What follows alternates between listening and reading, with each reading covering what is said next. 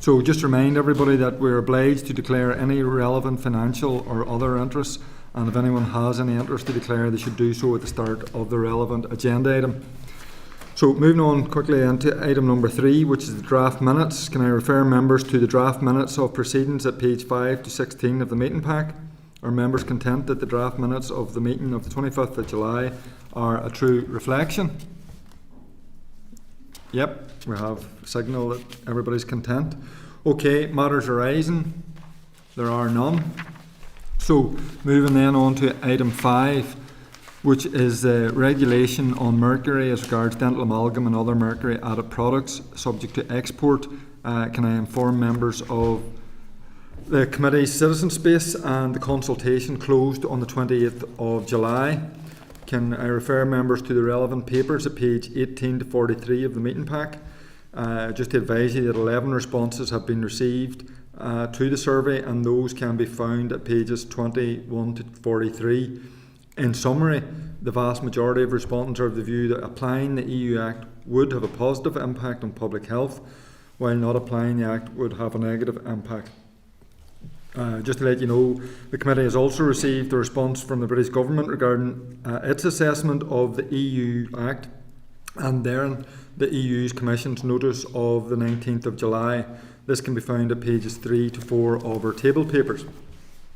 Just to remind you that the committee decided to request a pause on notification, so there is going to be no meeting on the 8th of August. So just lastly in relation to this, Citizen Space's responses will be reflected in the draft report for consideration at our meeting then on the 15th of August. So the final report will be agreed on the same day. Because we're not meeting next week, we have to agree the draft report and then the final report on the same day, the 15th of August. Okay, moving on then to item number 6, EU regulation on standards of quality and safety for substances of human origin intended for human application.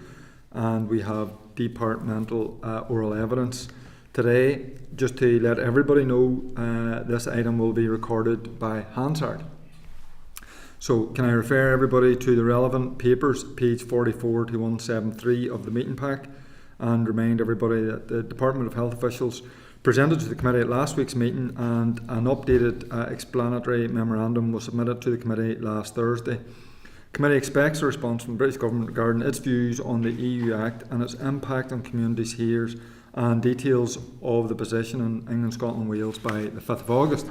So if I can invite Ryan Wilson, Director of Secretary Care, Department of Health, and Brenda McGilligan, Head of EU Future Relations Branch, who are now, by this stage, regular guests of the committee forward. So I'm just going to hand over to yourselves. Okay, thank you, Chair, and good morning, members, and thank you for the opportunity to return to provide the committee with some further detail on the UK Government's explanatory memorandum with regard to Regulation 2024-1938 on substances of human origin, or SOHO. The Department of Health received the explanatory memorandum last week, as did the committee, and we've now had a chance to review it. We welcome the clarity that the explanatory memorandum contains at this stage about the UK Government's position in relation to SOHO. In particular, the view that it contains that the regulation is unlikely to prevent the movement of SOHO from Great Britain to Northern Ireland. And that view stems mainly from the fact that there are existing high standards applied across the UK, and also the contributory role that the UK Government has played in developing these new European-wide standards which underpin the EU regulation in this area. And the UK Government has also committed within the EM to ensuring the smooth flow of SOHO between GB and Northern Ireland, and if needed will take action to support GB-NI movement. It remains our position then that the SOHO regulation is positive, as it aims to raise the minimum safety and quality standards of SOHO materials intended for human application, and it supports the continuity of supply and extends protection for patients and for donors. It has been over 20 years since the blood, tissue and cells legislation has been revised, and there have been significant scientific technical and medical advances in transfusion and transplantation since that time, and that trend is set to continue. As outlined at last week's committee meeting, the crux of the detail and any impact here in Northern Ireland will not be known until the technical detail is progressed by the European Commission through the SOHO Coordination Board and guidance is shared. It's our understanding that this board is expected to be set up by the end of 2024. The detailed programme of work will then commence shortly afterwards to ensure that the technical details are advanced and the clarity is provided to all stakeholders. Whilst the UK government will be a third country, it remains a member of the European Directorate for the Quality of Medicines and Healthcare, known as the EDQM. This group will develop the technical guidelines and will be consulted on guidance produced by other bodies, including the European Centre for Disease Prevention and Control. In the evidence which we provided to the committee through the completed template prior to last week and in our oral evidence session, it is evident that Northern Ireland is self-sufficient in terms of a number of SOHO materials, and the reliance on importing materials from Great Britain is relatively minimal in terms of overall numbers, although very significant in terms of the patients who depend on the specialist treatments that it facilitates. This is further supported by the analysis within the explanatory memorandum, and I can refer you to paragraphs 79 to 87 for more detail on that. Our department welcomes the UK government's position to continue to engage with the European Commission on any updates to these standards and requirements and keeping these under close review. As referenced last week, there are currently common frameworks in place across the 4 regions of the UK, and these are for organs and non-reproductive tissues and cells, blood safety and quality, and for feed safety and hygiene. These are provisional common frameworks, however, they have been successfully operating since March 2020. The frameworks have been jointly developed by UK and devolved governments. The Executive Office is leading on work across the Northern Ireland Civil Service to agree the final products for all common frameworks at executive level. The Common Frameworks Programme continues to progress towards completion, and the UK Government is aiming to fully implement the vast majority of common frameworks soon. The provisional common frameworks as they stand are working effectively, and there are no concerns regarding final adoption. These will continue to be used to discuss potential regulatory divergence issues in relation to human breast milk, blood components, and non-reproductive tissues and cells. Should there be divergence in the future between the UK and the EU, the common frameworks, between regions of the UK, the common frameworks will form the basis of a mechanism to ensure consideration by the 4 UK governments. This will facilitate considerations of any changes, enable open discussion to take place, and the exchange of information, allowing each of the governments to determine any impacts and subsequent actions arising. It's important to note that there is a dispute resolution process and intergovernmental mechanisms to escalate issues should they occur. The provisional common frameworks reflect the specific circumstances that arise as a result of the Windsor framework, reiterating the commitment to a UK-wide approach in terms of decision-making, continuity of supply and dispute resolution. So as further details of the EU's approach to implementation becomes known, and should there be any potential impacts for Northern Ireland, there are existing EU-UK structures in place to which issues can be escalated and discussed. The Joint Consultative Working Group is the formal mechanism for this. Northern Ireland will continue to have access to information through the EU-UK structures set up as a result of the Windsor framework. Whilst there are some areas then for which there are no common frameworks in place, including reproductive tissues, intestinal microbiota and blood preparations that are not used for transfusion, there is close collaboration and working between the UK and all the devolved regions. This is supported by the UK-wide regulators, both at a national and local level. So should the circumstance arise whereby Northern Ireland needed to urgently import a substance from Great Britain, which is regulatory divergent. The SOHO competent authorities can, in that case, grant a derogation from the requirement for an importing SOHO establishment authorisation. So just to illustrate that by way of an example, in the event where there was an emergency need for blood type or blood product to be brought to Northern Ireland, and there was a situation of regulatory divergence, then the MHRA, as the competent authority, would have the authority to issue a healthcare exemption in that case to allow the substance to move. That's in the unexpected circumstance where there would be divergence. And finally, we've received assurance from the Department of Health and Social Care in England that should Great Britain adopt more stringent measures in relation to any substances of human origin, then Northern Ireland can apply these higher standards. We will now take any questions that members may have. Okay, can I just alert 4 members online, if they want to ask a question, just to raise their hand or indicate. So, I mean, obviously, Ryan, thank you very much. Yourself and Brenda have been before us now at least twice to talk to us about this. So, I mean, we have heard evidence, and your contribution is very, very useful in setting out in layperson's language just exactly what's going on with this piece of legislation. So, since you've now had the further week to look at the detail of the EM, I mean, can I summarise what you're saying in the sense that, this is legislation that needs to be updated, is being updated, on the whole is going to be positive for the North, and that there are no impacts at the minute negatively that you can see, but the technical detail hasn't been worked out yet, and it's not going to be worked out in the duration of us having this inquiry, but that there are mechanisms to sort out any of the issues that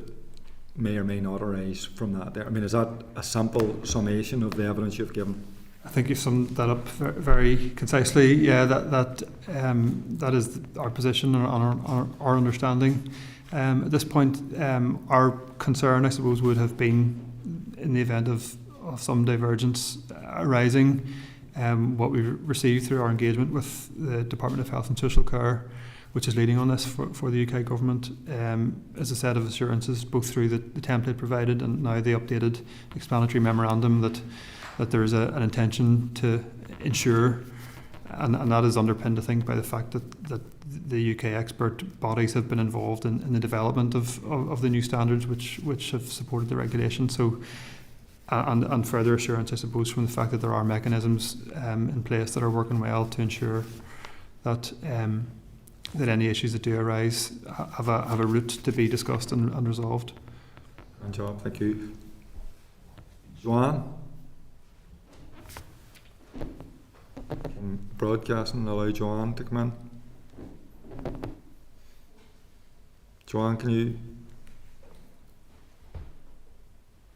You're off mute now, Joanne, that's you. Yeah. Yeah, that's me now, sorry. It wasn't allowing me to unmute myself.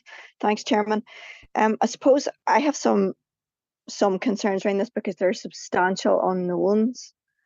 Even around cost, there isn't a common framework with some issues, even in terms of the UK. And whilst I understand that the department is taking some comfort from the fact that the government has said it will move to kind of cover any difficulties, it's not clear how that will be done beyond what's already in place. And I'm not clear how they would do that, how quickly they would move to do that. And I know also you've taken some comfort from the fact that they have said that should there be emergency products required, that there would be derogations and so on. But we don't have time frames. So, for example, if somebody needed blood urgently, how quickly can all of that be resolved? It strikes me, I suppose, my fear is, and I would ask for the department's views on this, my fear is that by the time all of this is agreed and the finer detail worked out, we're past the post of being able to do anything. We're past the point of our inquiry. We're likely past the point of breaks. So in practice, how is this going to work out for supply chains, for hospitals, for patients? What is going to be any additional burden on people? Do we actually know how this is going to work in practice in terms of the finer detail and the substantial number of unknowns, including costs? Thank you, Chairman.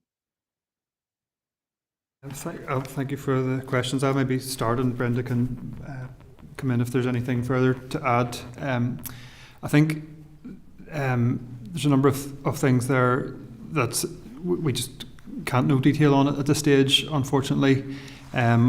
I suppose our position of feeling relatively assured at this stage comes from the fact that there are processes and mechanisms in place, in particular with regard to any cost that might arise for a Northern Ireland body or for a competent authority operating here, that there is a process to apply through Treasury for any additional funding that would be required to implement that.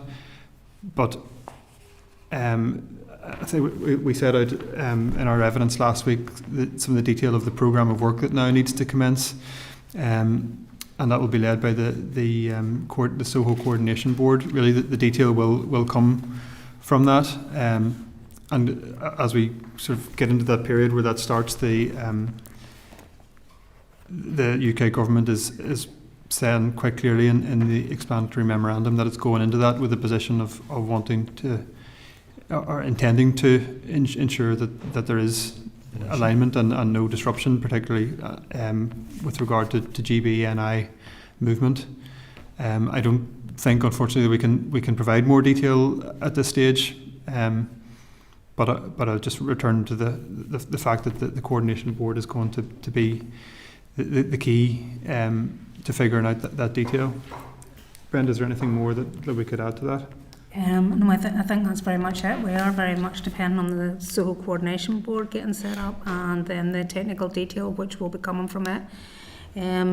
We put the question to DHSC this week regarding the finance, and they had referenced the funding settlement agreement which is in place between Treasury and DOF, and that would allow the competent authorities in Northern Ireland to bid for financial money should they have pressures and additional workloads.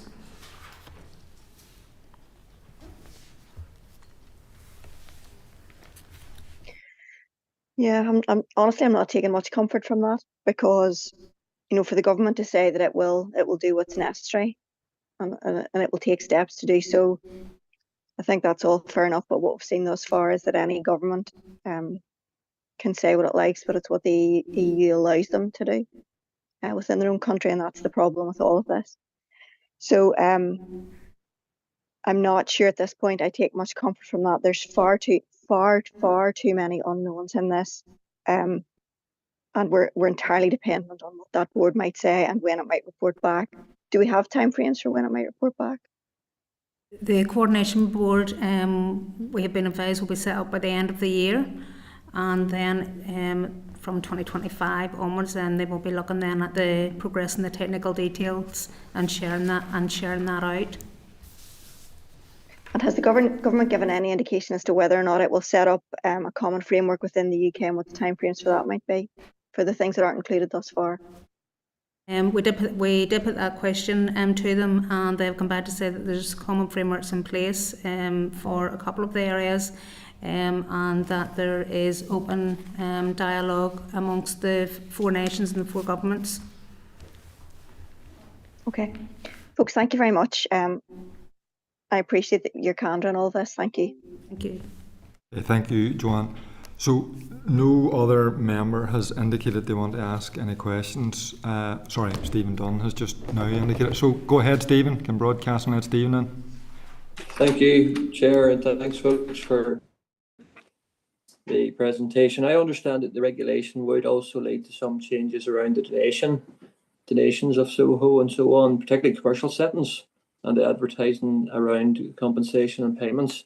Has there been any assessment done at this stage by yourselves around the impact that would have on establishments here?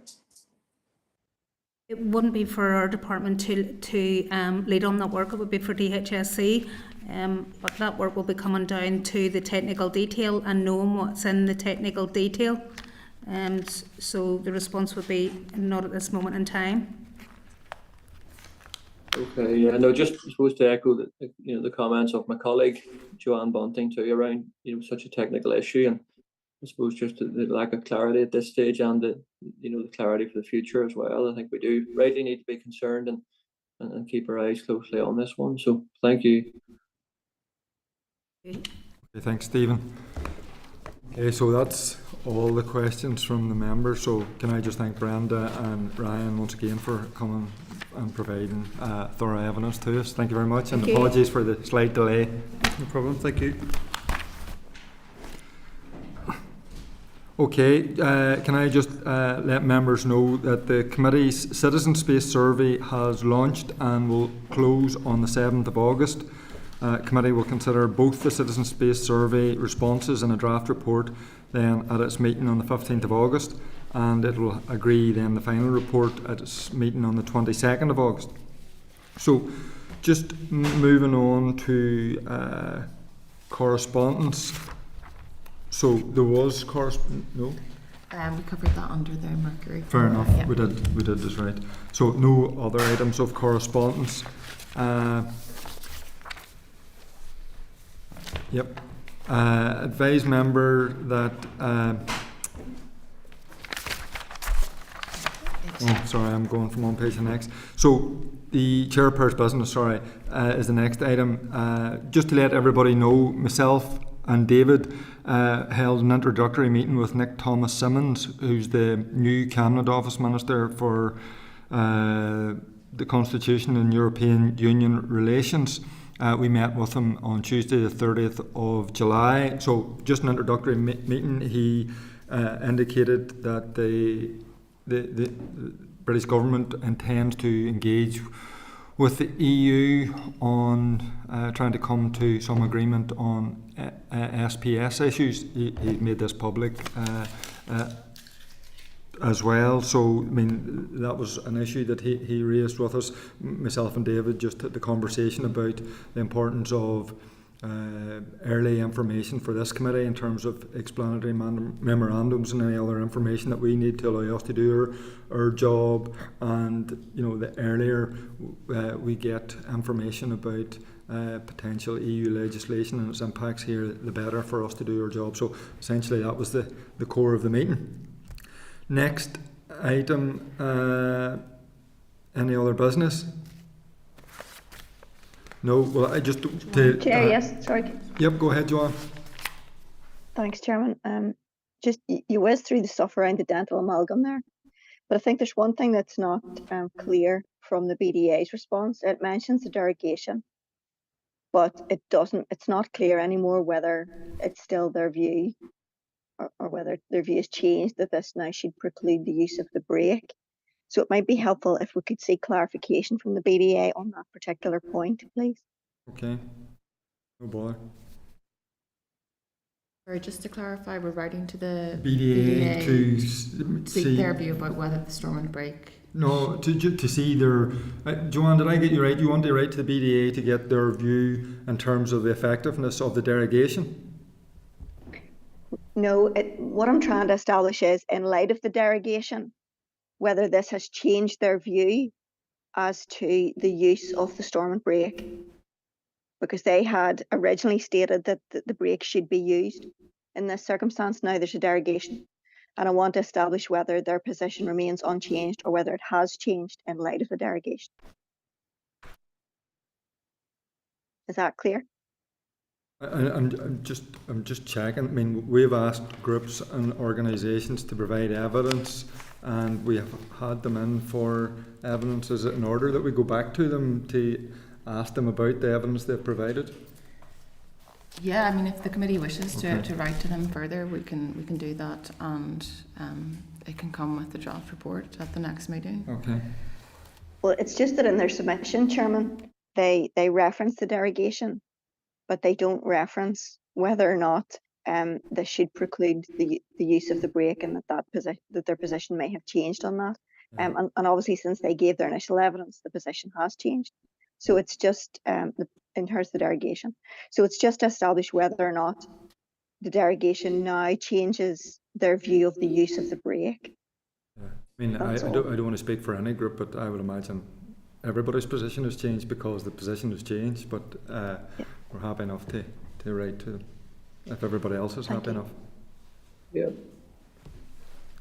Okay, and just last item, just to let everybody know, Suzanne is getting married. One of the team is getting married today. So, on behalf of the committee, can I send best wishes to Suzanne and on her wedding day? Hopefully she's not watching. Hopefully she's not watching, indeed. So we'll ensure that the committee's best wishes are conveyed to her. Okay, so next item is date, time, place of next meeting, which because of our pause and the fact that we've no meeting next week, our next meeting is scheduled for the 15th of August 2024. Room number will be confirmed. And just in light of the summer, can I just again ask everybody who won't be here just to make sure that we get early notice of apologies to avoid any... Chair, could I record my apologies for the 15th, please? Yep. I'm also out on the 15th, folks. Okay, that's Stephen and Joanne have given apologies. Thank you. Okay, thank you. Okay, thank you very much. Meeting adjourned.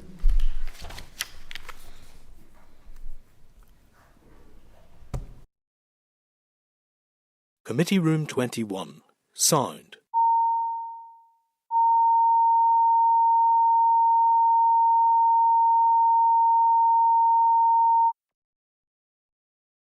Committee Room 21.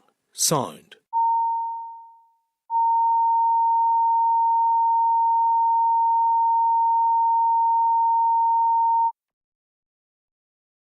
Committee Room 21. Sound.